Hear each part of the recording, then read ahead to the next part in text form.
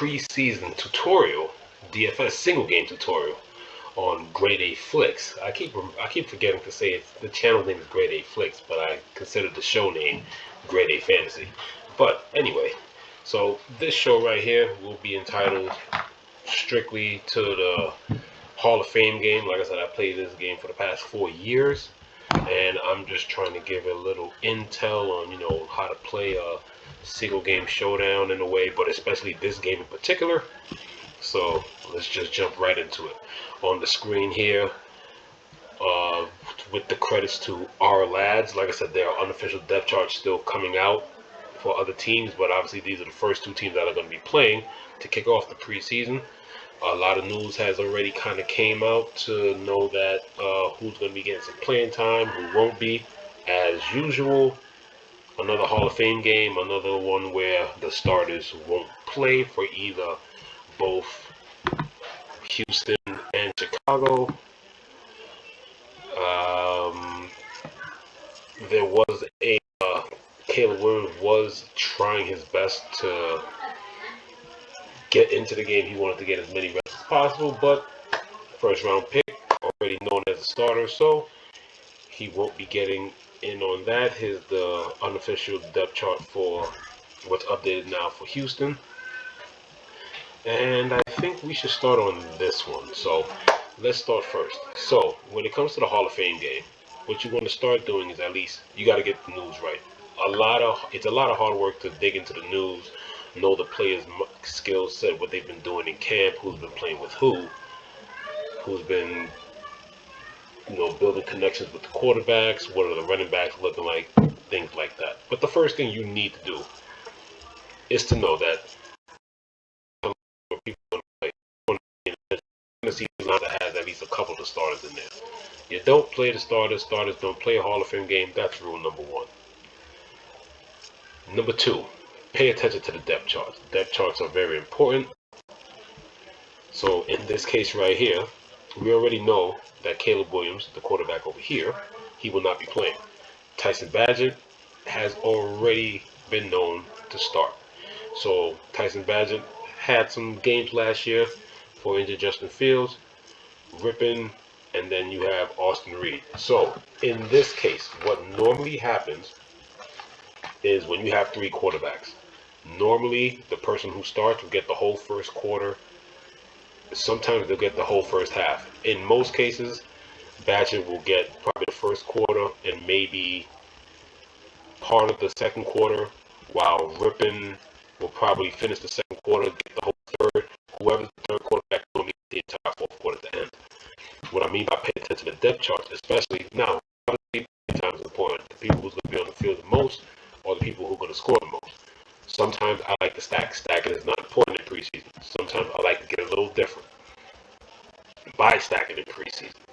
So in this case, where you see Tyson Bagent here, you're looking at the three receiver slots here. Obviously, these three guys won't be playing. DJ Moore, Romeo Dunze, and they won't be playing. So what you're going to be looking for is obviously Bagent has most likely been practicing with these guys. In a three receiver set, you're going to get Tyler Scott, Velus Jones Jr., and DeAndre Carter. If there's a four wide receiver set, you will most likely get some of the combination with these guys here. More than likely, I think you'll probably get the veteran free agent from the Giants, Dante Pettis, for the four wide receiver sets. But in most cases, if you're going to stack with a wide receiver, make sure you stack with the more initial group, which would be the three wide receiver sets. In most cases, you want to just focus on the wide receivers and the running backs. You don't really want to mess with tight ends. Tight ends don't really get much play time. Tight ends don't really get that much play time in that sense. So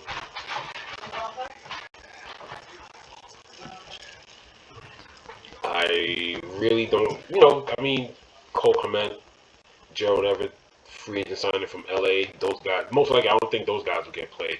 Marcedes Lewis, the veteran, I don't think he'll get played, but that's waiting on confirming news. So you'll probably just be looking at Carlson Stevenson, and then these are mostly guys that just get drafted, mostly get cut. You're not going to keep 4 or 5 tight ends. I think the young Cole Kmet is obviously going to make the team. Gerald Everett was definitely afraid to sign. Is going to make the team, and Lewis is, veteran leadership. But in most cases, if you're going to stack, you're going to go with Tyson Badgett with one of these three guys. Then when Brett Rippon comes in, you're going to go with these three guys. And then obviously when these guys come out, with Brett Rippon, it'll be Pettis, Colin Johnson, and the Simple Webster, with maybe Freddie Swain. And then of course when you get to the end with Austin Reed, who will get the fourth quarter. In most cases, he's going to get mainly these three guys. By the time it's the end, the fourth quarter is literally just the bottom of the roster report, the roster depth, pretty much.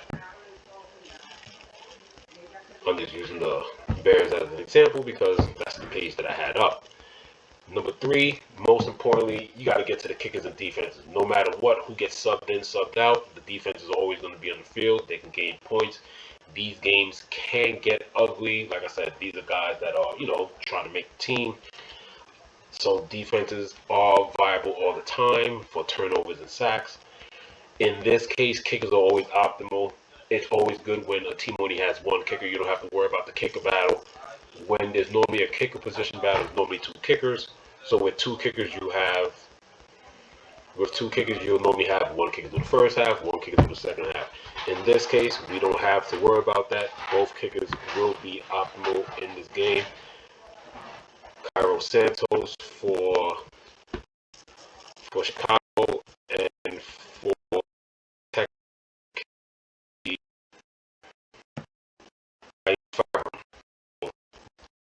in the competition for any kicking battle. So those guys will be fully optimal. I expect those guys to be 35, 38, maybe even 40% owned in that contest on FanDuel. And shout out to FanDuel too. Normally it's a 5K contest the first. They actually made it a nice 10K the first contest. So definitely interested in that. This page will pop up right now. I did have it up. Take a look.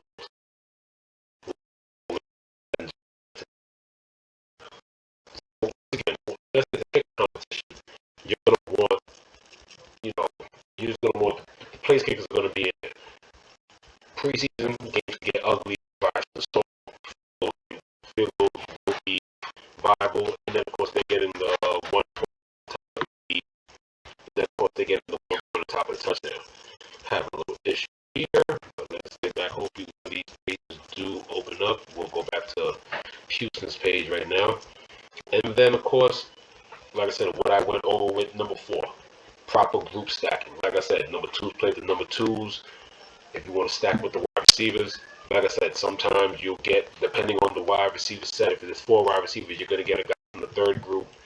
But once again, preseason is not really all about stacking. You just need all the people in the right spot and as much points as possible. Like I said, some of these games don't go as far with the touchdowns and everything like that, so you're just looking to gain as much points as possible. Hopefully your MVP is the guy that with the most yardage, maybe like a running back, or maybe you did stack, or you don't even have to stack. Maybe you got the wide receiver that caught a bomb early, and then you get like a defensive touchdown, and then you get a couple of field goals with the kicker, who's also getting the extra point with the touchdowns. It's just things like that, but you're looking for optimal gameplay opportunity. That's pretty much the main strategy right there, or how you go into it. But you got to do your research. Who's gonna get time? Who's playing with who? What quarters for the quarterbacks? Groups. Like I said, backups are gonna play. Number 2s are gonna play the number 2s, 3s and 3s. Late round draft picks are gonna be there together. Kickers are always going to be viable no matter what. Like I said, the kickers are always important. Like I said, drive stall out, and they'll send them out there for a 40, 50-yard field goal. They got to get those reps in themselves. So definitely expect defenses and kickers to be highly owned. Other pointers I like to extend it. You could take this fantasy-wise. You can also take this betting-wise. So the last 10 Hall of Fame games. So the key with the Hall of Fame game, I went back to 2012 and did my own research on this. And with the 12, now 2 games didn't play. 2016. 2016 was bad field conditions. I forgot about that. That was a while ago. 2016, the field conditions were just horrible, so they couldn't play the game at all. And then, of course, 2020 was COVID.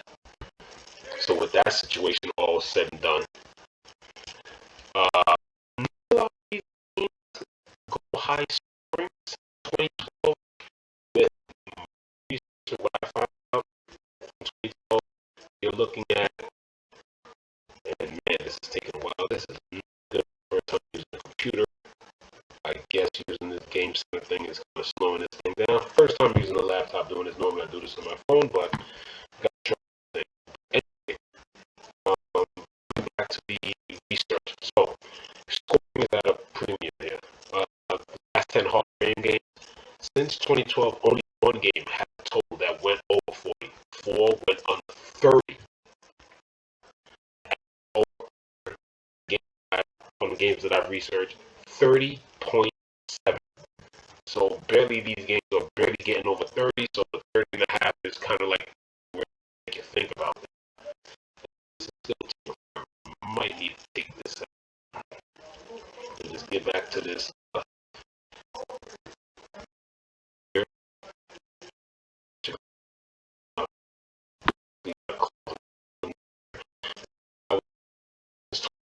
One game with a game with